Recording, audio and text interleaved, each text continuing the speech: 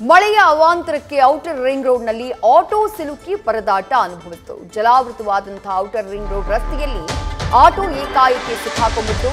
ಆಟೋನ ಅಲ್ಲಿಂದ ಮೇಲಕ್ಕೆತ್ತುವುದಕ್ಕೆ ಬಿಬಿಎಂಪಿ ಸಿಬ್ಬಂದಿ ಸರ್ಕಸ್ ಅನ್ನ ಮಾಡುವಂತಹ ಸಿಚುವೇಶನ್ ನಿರ್ಮಾಣ ಆಯಿತು.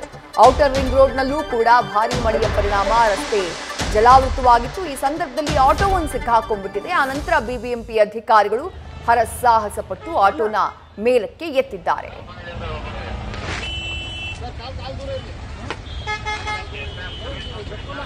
इधर ड्रेन है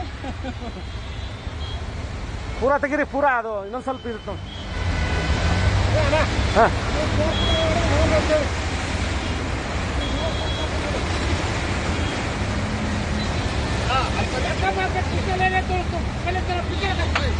पीछे पीछे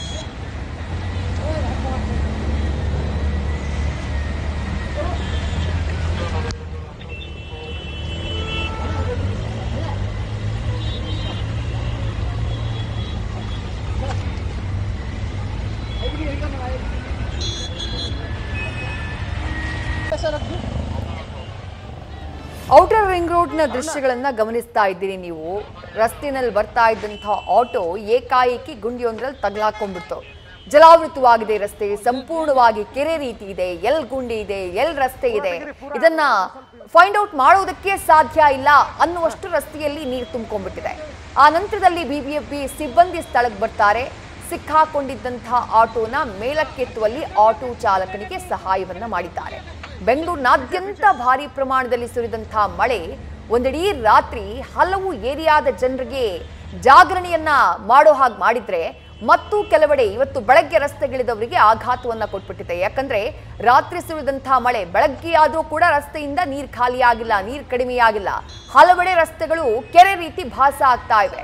ಅಂತಹ ರಸ್ತೆಗಳಲ್ಲಿ ಜನ ಸಂಚಾರವನ್ನ ಮಾಡೋಕೆ ಪರದಾಡುವಂತಹ ಪರಿಸ್ಥಿತಿ.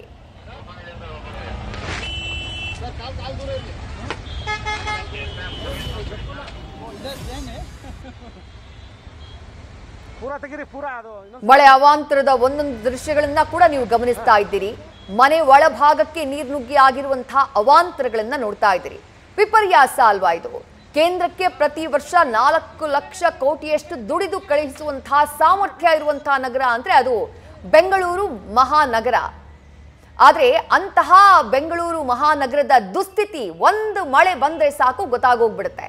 ಅಂದ್ರೆ ಟ್ಯಾಕ್ಸು ಬೇಕಾದಷ್ಟು ಹಣವನ್ನ ಇಲ್ಲಿಂದ ತೆಗೆದುಕೊಂಡು ಹೋಗ್ಲಾಗತ್ತೆ, ಬೇಕಾದಷ್ಟು ಹಣವನ್ನ ಇಲ್ಲಿಂದ ಕೊಡುವಂತಹ ಕೆಲಸ ಈ ನಗರ ಮಾಡುತ್ತೆ. ಆದ್ರೆ ಆ ನಗರಕ್ಕೆ ಸರ್ಕಾರಗಳು ಕೊಟ್ಟಿದ್ದೇನು ಅನ್ನುವಂಥ ಪ್ರಶ್ನೆ. ಜನರಿಗೆ ಉತ್ತಮ ರೀತಿಯಲ್ಲಿ ಜೀವನ ಮಾಡಬೇಕು ಅಂದ್ರೆ ಸೂಕ್ತ ಮೂಲ ಸೌಕರ್ಯಗಳನ್ನ ಒದಗಿಸಬೇಕು. ಅದು ರಸ್ತೆ ಇರಬಹುದು, ಚರಂಡಿ ಇರಬಹುದು, ಎಲ್ಲವೂ ಕೂಡ ಸದೃಢವಾಗಿ ನಿರ್ಮಾಣ ಆಗಬೇಕು, ಸುಸ್ಥಿತಿನಲ್ಲಿರಬೇಕು. ಆದ್ರೆ ಒಂದೇ ಒಂದು ಮಳೆಗೆ ಬೆಂಗಳೂರಿನಲ್ಲಿ ಆ ಚರಂಡಿ ಸ್ಥಿತಿ, ಡ್ರೈನೇಜ್ಗಳ ಸ್ಥಿತಿ, ಕಾಲುವೆಗಳ ಸ್ಥಿತಿ, ರಾಜಕಾಲುವೆ ಸ್ಥಿತಿ ಏನಾಗಿದೆ, ಎಷ್ಟು ಮಟ್ಟಿಗೆ ಒತ್ತುವರಿಯಾಗಿದೆ, ಏನು ಪರಿಸ್ಥಿತಿ ಅನ್ನೋದು ಗೊತ್ತಾಗೋಗ್ಬಿಡುತ್ತೆ, ಬಟಾ ಬಯಲಾಗೋಗ್ಬಿಡುತ್ತೆ. 3 ಭಾಗದ ದೃಶ್ಯಗಳನ್ನ ನೋಡ್ತಾ ಇದ್ದೀರಿ. ಮೊದಲನೇದಾಗಿ ಅಮೃತಹಳ್ಳಿಯ ದೃಶ್ಯವನ್ನ ನೋಡ್ತಾ ಇದ್ದೀರಿ.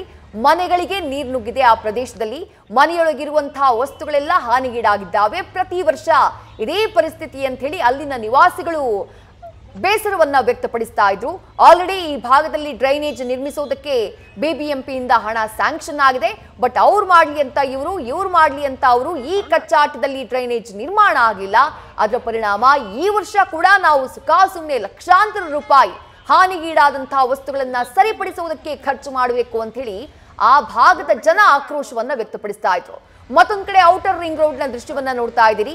ರಸ್ತೆಯಲ್ಲಿ ಗುಂಡಿ ಎಲ್ಲಿದೆ ಅಂತ ಗೊತ್ತಾಗದೆ, ಯಾಕಂದ್ರೆ ರಸ್ತೆ ಜಲಾವೃತವಾಗ್ಬಿಟ್ಟಿದೆ. ಆ ಗುಂಡಿನಲ್ಲಿ ಸಿಕ್ಕಾಕೊಂಡ್ಬಿಟ್ಟಿತ್ತು ಆಟೋ. ಆ ನಂತರ ಬಿಬಿಎಂಪಿ ಸಿಬ್ಬಂದಿ ಅದನ್ನ ಮೇಲಕ್ಕೆತ್ತುವಲ್ಲಿ ಆಟೋ ಚಾಲಕನಿಗೆ ಸಹಾಯ ಮಾಡಿದ್ರು.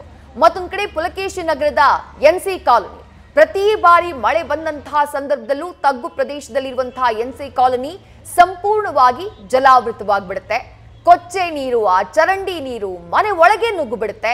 ಅದರ ಪರಿಣಾಮ ಪ್ರತಿ ಬಾರಿ ಮಳೆ ಬಂದಂತಹ ಸಂದರ್ಭದಲ್ಲೂ ಇದೇ ರೀತಿ ಜಾಗರಣೆ, ಇದೇ ರೀತಿ ಮನೆಯೊಳಗಿರುವಂತಹ ವಸ್ತುಗಳೆಲ್ಲವೂ ಕೂಡ ಹಾನಿಗೊಳಗಾಗುತ್ತವೆ. ಏನಾದರೂ ಪರಿಹಾರ ಕೊಡಿ, ನಮಗೆ ನೀರು ಒಳಗ್ ಬಾರದೇ ಇರೋ ರೀತಿ ಚರಂಡಿಯನ್ನ ನಿರ್ಮಾಣ ಮಾಡಿ ನೀರು ಹೊರ ಹೋಗೋದಕ್ಕೆ ಸೂಕ್ತವಾದಂತಹ ವ್ಯವಸ್ಥೆಯನ್ನ ಮಾಡಿಕೊಡಿ ಅಂತ ಹೇಳಿ ಈ ಭಾಗದ ಜನ ಕೂಡ ಪ್ರತಿ ವರ್ಷ ಪ್ರತಿ ವರ್ಷ ಸ್ಥಳಕ್ಕೆ ಭೇಟಿ ನೀಡುವಂತಹ ಅಧಿಕಾರಿಗಳಿಗೆ ಸಚಿವರಿಗೆ ಮನವಿಯನ್ನ ಮಾಡಿಕೊಳ್ತಾರೆ. ಆದ್ರೆ ಅವು ಬರೀ ಮನವಿಗಷ್ಟೇ ಸೀಮಿತ ಆಗಿದೆ ಅನ್ನುವಂಥ ಆಕ್ರೋಶ ವ್ಯಕ್ತವಾಗ್ತಾ ಇದೆ. पीछे पीछे